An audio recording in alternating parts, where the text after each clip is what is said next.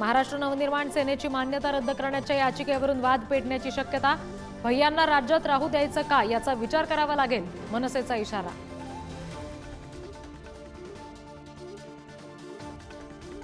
महायुती सरकारमध्ये कॅबिनेट मंत्र्यांविरोधात राज्यमंत्र्यांनी थोपटले दंड।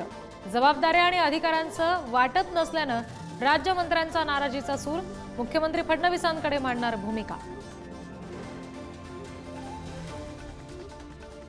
शरद पवारांच्या राष्ट्रवादीचे नेते हर्षवर्धन पाटील यांनी घेतली मंत्री बावनकुळेंची भेट। भाजपा वापसीच्या चर्चांना उधाण, तर मतदारसंघातल्या कामांसाठी भेट झाल्याचं पाटील यांचं स्पष्टीकरण। राज्य मंत्रिमंडळाची आज महत्त्वाची बैठक। अवकाळीमुळे झालेल्या नुकसानीचा घेतला जाणार आढावा। नुकसानग्रस्त शेतकऱ्यांच्या आर्थिक मदतीचा निर्णय घेतला जाणार का, शेतकऱ्यांचं लक्ष।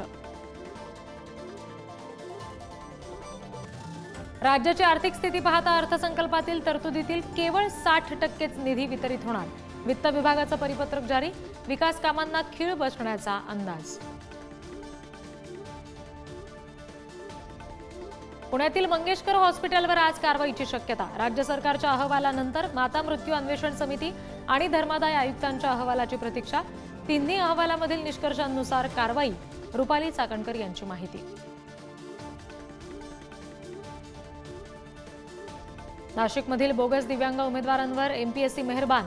बाळू मार्कड आणि रुपेश पागोरेला अपात्र करून 9 महिने उलटले तरी अजूनही कारवाई का नाही, ब्लॅकलिस्टमध्ये नाव नसल्यानं सवाल।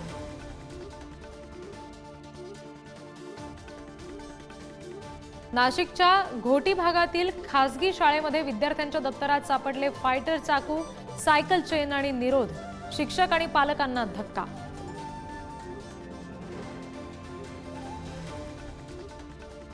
गॅस सिलेंडरच्या किमतीमध्ये 50 रुपयांची वाढ। आजपासून सिलेंडरसाठी मोजावे लागणार 853 रुपये।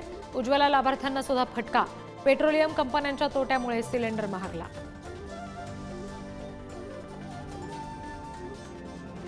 राज्यात वीज दरात वाढ। प्रति युनिट 60 पैशांनी वीज महागली। महावितरणकडून समायोजन शुल्काच्या नावानं वसुली। 1 एप्रिलपासून वीज स्वस्त करण्याची घोषणा मात्र हवेतच विरली।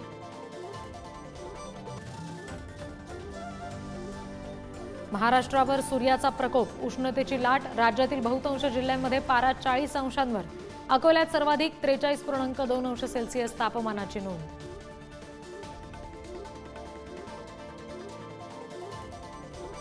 Thank you.